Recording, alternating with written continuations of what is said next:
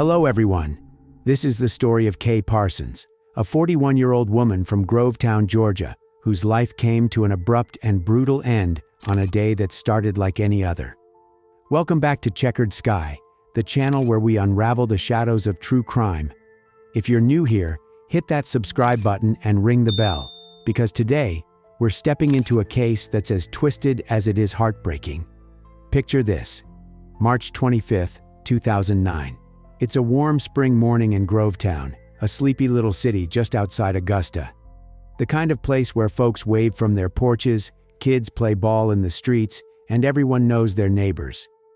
Kay Parsons lived on Hot Springs Drive, a quiet stretch of houses that seemed to promise nothing but calm. She'd just dropped her 12-year-old son Derek off at school, like she did every day, before heading back home. Kay was the kind of person everyone liked, a devoted mom, a friendly face at the local physical therapy clinic where she worked, and a regular at her son's Little League games. But that morning, something shifted. Something dark crept into that peaceful routine. Around 8:45 a.m., a handyman named Mitchell Cozart pulled up to Kay's house.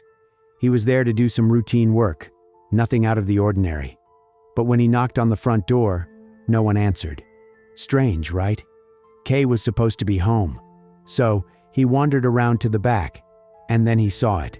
A back door with broken glass. His gut told him something was wrong, really wrong. What he didn't know yet was that he'd just stumbled into the opening scene of a true crime puzzle that would rattle this tight-knit community to its core. When the Columbia County Sheriff's deputies arrived, they stepped into a house that looked like it had been turned upside down. Drawers yanked open, a mattress flipped, chaos everywhere. And then, in the garage, they found her. Kay Parsons, lying on the cold concrete floor, barely clinging to life. Blood stained the scene, a silent testament to whatever nightmare had unfolded. She'd been attacked, viciously so, with injuries so severe that first responders couldn't believe she was still breathing. They rushed her to the hospital, but the clock was ticking. And here's where the intrigue kicks in. This wasn't just a random act. Someone had been waiting for her. Someone who knew her routine. But who? And why? Now, I'm not going to spoil it for you just yet. This isn't one of those open and shut cases where the answers come easy. No, this is a true crime story that twists and turns, pulling you deeper into a web of secrets, lies, and betrayal. By the end, you'll see how a quiet street like Hot Springs Drive can hide the darkest of truths. But before we dig deeper into the shadows of this case, let's step back and talk about who Kay was. Because behind every mystery like this, there's a person, a life worth knowing. Laverne Kay Parsons was born in February 1968 in Pennsylvania. She met David, her high school sweetheart, back in those Laurel Highlands days. They were that classic couple, young love that stuck. After tying the knot, they built a life together, and in time, welcomed their son, Derek, into the fold. By 2005, David's work as a contractor, he'd been in the military before that, brought them south to Grovetown, Georgia, settling into that house on Hot Springs Drive. Kay found her rhythm in Grovetown fast. She wasn't the type to sit still. At 41, she was juggling a job at a local physical therapy clinic, Healing Hands, where she helped people get back on their feet, literally. Colleagues said she had this quiet strength, a way of making patients feel cared for without making a big fuss about it. But if you really wanted to see Kay shine, you'd find her at Derek's Little League games. That's where she was in her element, cheering from the bleachers, organizing snacks for the team, just being the mom every kid wishes they had. Derek, 12 years old in 2009, was her pride and joy, and she and David poured everything into raising him right. That was Kay, fearless, full of life, the kind of person who made every moment count. And in Grovetown, she'd built a second family of sorts with her neighbors, especially the Sears next door. Tennis matches, cookouts, their boys playing ball together. It was the suburban dream. But here's the thing about true crime stories. Sometimes the brightest lives cast the darkest shadows. Kay's world, her family, her routines, her friendships, was about to collide with something she couldn't have seen coming. March 25th, 2009. It's just before 9 a.m. on Hot Springs Drive. The sun's climbing, casting long shadows across lawns still damp with dew. Most folks are already off to work or school, leaving the street hushed, except for the occasional hum of a car or the clatter of a toolbox. That's where Mitchell Cozart comes in. Mitchell's a handyman, a guy who's been around Grovetown long enough to know the rhythms of these streets. He's got a job lined up at 229 Hot Springs Drive, Kay Parsons' place. Nothing big, just some routine maintenance, the kind of gig he's done 100 times. He pulls up in his truck, toolbox rattling in the back, expecting an easy morning. Maybe Kay's got coffee on, he thinks. She's always been friendly like that.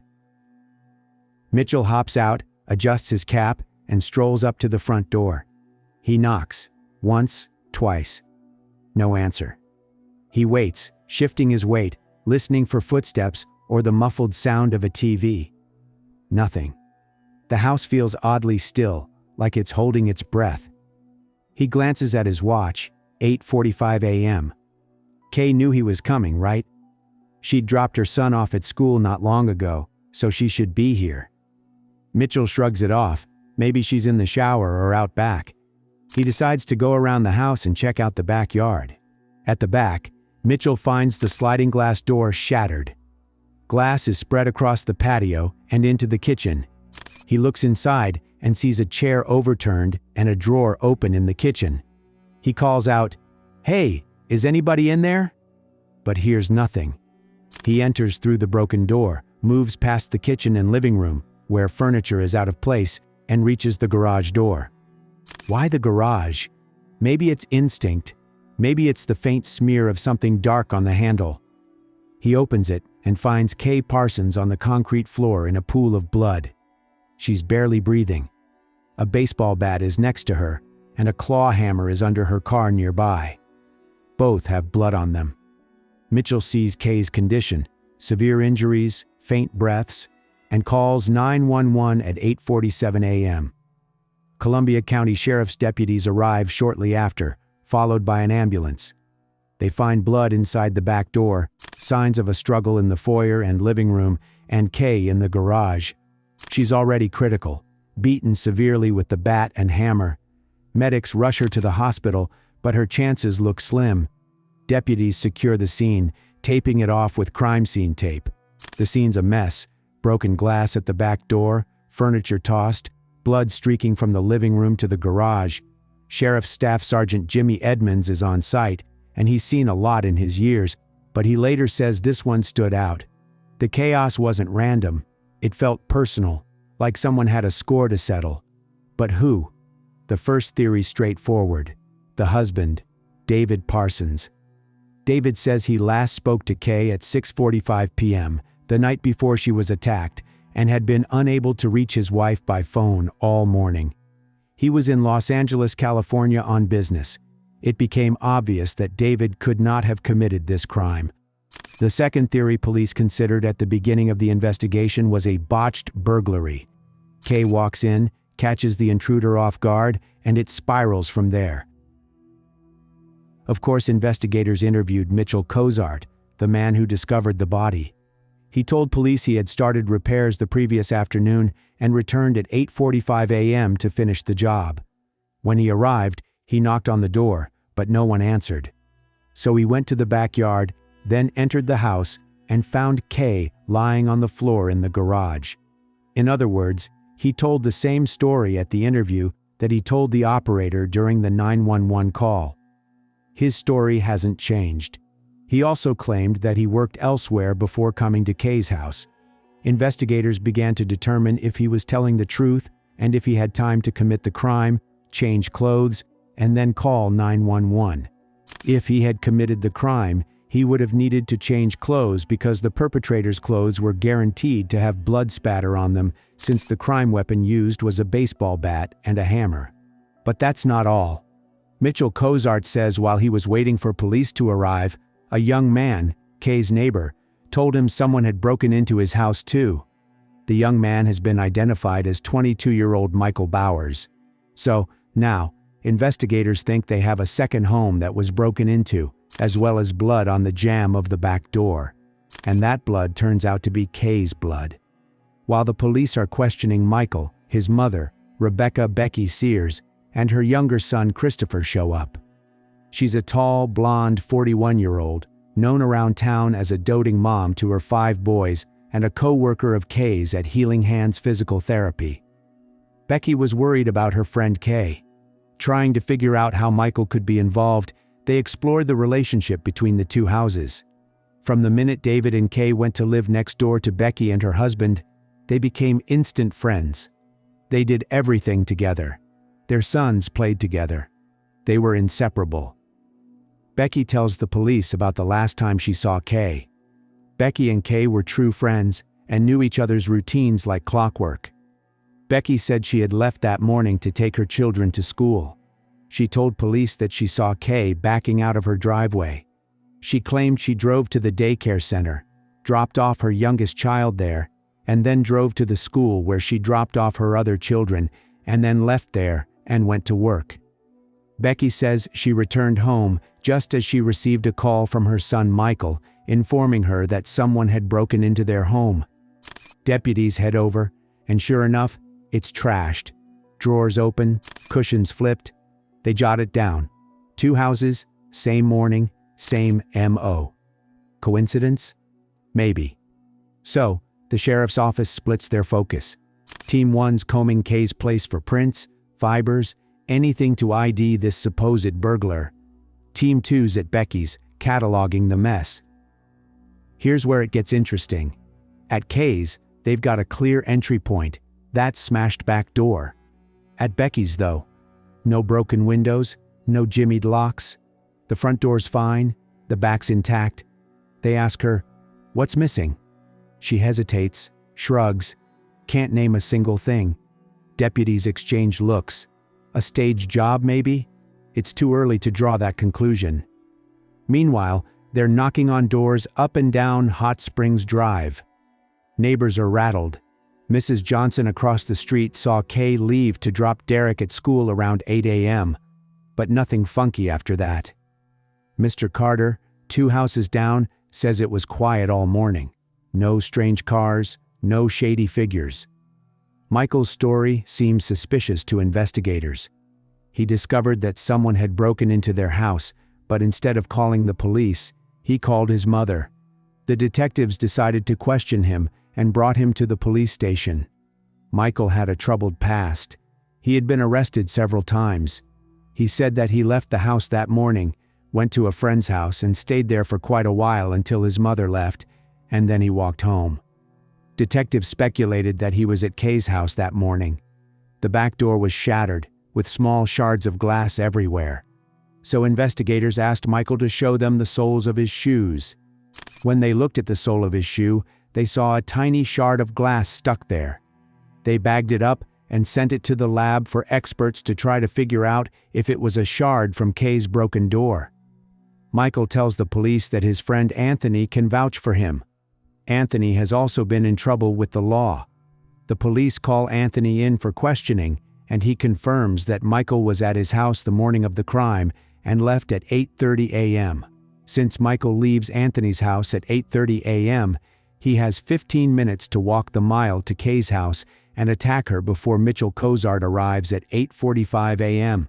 He simply doesn't have enough time to do all that.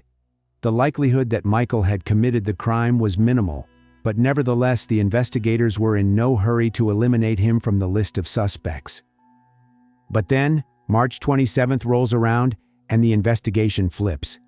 Kay's gone. She didn't make it, passing from her injuries at the hospital. This is a homicide now, and the stakes skyrocket. Here's the kicker. That afternoon, March 27th, Becky's at her job in Augusta when shots ring out. She stumbles into the office, leg bleeding, says some guy demanded cash and plugged her. Richmond County deputies respond, but it's fishy. No witnesses, no shell casings, just her word. According to Becky, someone came out of the bushes, and she heard what she thought was a gunshot and fell down. The perpetrator said he wanted money, or next time he would shoot her in the face. Becky said she didn't know who the man was. She had never seen him before. Becky was convinced that the attack on her was connected to the break-ins and Kay's murder. Whoever killed Kay, for whatever reason, had a motive to kill her. That's not a coincidence. But something about Becky's story strikes the detectives as odd. You'd have to be a pretty bad shot to hit a shin or a foot at close range. That same day, a bombshell drops. An inmate at the county jail, Jerry Jacobs, Becky's own brother, reaches out. He's locked up on unrelated charges, but he's got dirt. Deputies sit him down, and he spills. Becky's been tangled up with David Parsons for months, a full-on affair. Let me remind you that David Parsons is Kay's husband. Becky asked Jerry, point blank, if he knew anyone who'd take Kay out and make it look accidental. Jerry said no, backed off. But now, he's connecting dots. He lived with Becky at her house for a while. He eventually moved in with his nephew Christopher Bowers. Jerry told police that his sister confided in him and told him that she and David Parsons, Kay's husband, were having an affair, and that Kay had found out about the affair. Now investigators are beginning to realize that this may have been a murder based on a love triangle. But was Kay's husband involved? Becky wanted Kay out of the way. She wanted her dead so she could have David. Why did he tell the police about his sister? Jerry said he watched the news and heard about what happened at Kay's house. According to him, he would not have been able to live peacefully if he had not told the police about it. Detectives show Jerry photos from the scene in hopes that he can shed some light on further events. He recognizes the hammer that Becky had. This suggests that this was definitely a premeditated attack. The police felt that if Becky was involved, she must have had help. Jerry believed that Becky could have been helped by her son Christopher. Becky bought him motorcycles. She rented him a house. She bought him a truck. She didn't do any of those things for Michael. So it was a completely different relationship between them. Christopher knew how upset she was about David and how much she wanted to be with David. And she knew Christopher would do anything for her. They haul David in for a formal chat. He cracks fast, admits the affair started last summer. Becky came on strong, flirty over tennis games, and he bit. Kay found out about it, and they were going to work it out. According to David, he told Kay that it was over between him and Becky. He had broken up with her. David claimed that he and Kay were going to move to another neighborhood. The detectives sensed that David was not telling them something and began to press him. He then confessed and said that he and Becky had actually talked on the phone the night before the murder. He called her late at night, and they just talked a little bit about what was going on. And then, according to him, they got carried away, and the conversation got intimate. They shared their explicit fantasies with each other. Thus, he pretty much made it clear that their affair with Becky was not over. Detectives knew he was 2,000 miles away when his wife Kay was murdered. He couldn't have done it. But it's not impossible that he was involved. The only people who could answer that question were Becky and Christopher. David's not off the hook yet, but Jerry's tip shifts the lens to Becky. Deputies circle back to her neighbors.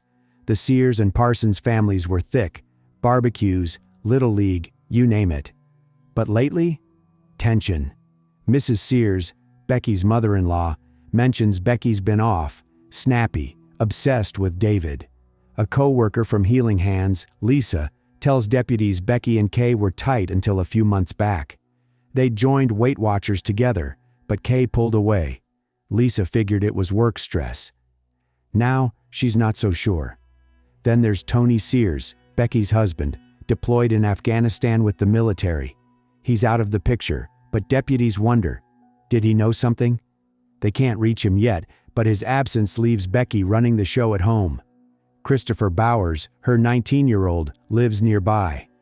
Christopher's got no alibi either. He clams up when they knock on his door. Michael's glass in the shoe thing? Lab says it's not a match. Focus shifts hard to Christopher and Becky. By now, the trail's heating up. Becky agreed to talk to the detectives. When they started asking her about her affair with David, she began to open up. She went into detail about the affair with David and how her husband found out about it. She started crying. That's when she confessed to the detectives that it was Christopher. She told him she loved David, but she didn't order him to kill anyone. She continued to tell Christopher that she wanted to be with David and instilled in him the idea that something had to be done. Becky played the victim. Then she made a bizarre confession. On the day of the murder, she said, she picked Christopher up at 4 a.m. She could not answer why she picked him up at 4 a.m. and brought him to her house. Detectives asked her if she knew what Christopher was going to do, and she said, "Yes, but I didn't think he would be able to carry it out."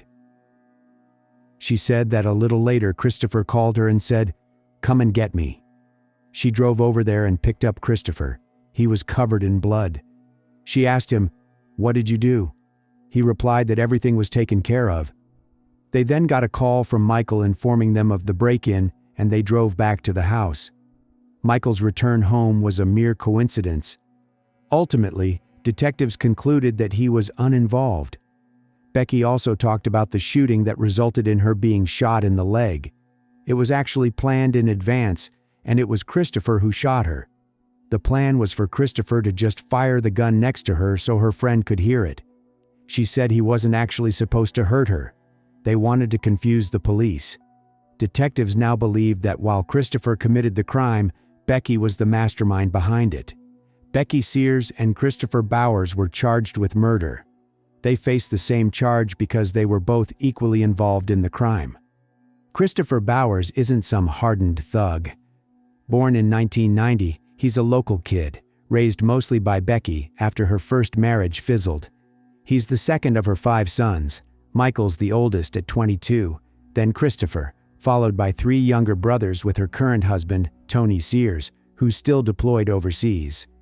Neighbors called him a mama's boy, always trailing Becky, running errands, fixing stuff around the house.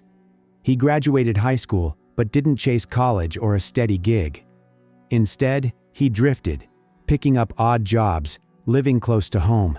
No rap sheet, no big scandals, just a kid who stuck to his mom's orbit. The charges hit hard. Christopher's slapped with malice murder, Georgia's top-tier homicide count, plus felony murder, aggravated assault, and possession of a weapon during a crime. That baseball bat and claw hammer from Kay's garage? They're the weapons, and his prints are on them. The evidence piles up fast. Blood on his shoes matches Kay's, and a witness, someone from his circle, finally talks, saying Christopher bragged about handling something big for his mom days after March 25th. Deputies lean on him in interrogation. He's silent at first, staring at the table, but the walls close in. By April 3rd, he cracks. Not a full confession, but enough. He admits he was at Kay's that morning. Says it wasn't supposed to go that far. It's not about Christopher hating Kay.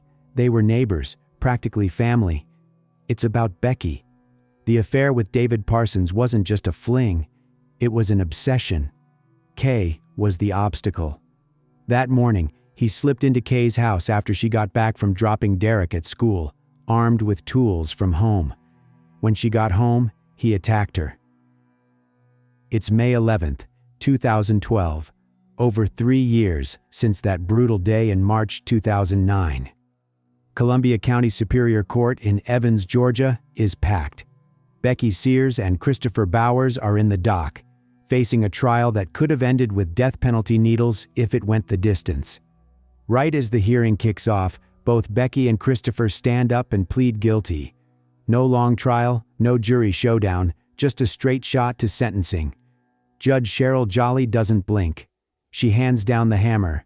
Life in prison without parole for malice murder, another life sentence for armed robbery, plus 20 years for burglary. All consecutive. Becky and Christopher are locked in for good. No appeals, no parole board hearings, just concrete and bars till the end. Why the plea? Prosecutors say it's a win. Spares the families a grueling trial, locks in justice fast. David Parsons, now a widower, walks away a free man. No charges, just the weight of his choices. He's raising Derek, their son, who's 15 by 2012, trying to piece together a life without Kay. Derek's growing up without his mom's bleacher cheers, and David's left with whispers of, what if? What if he'd never crossed that line with Becky?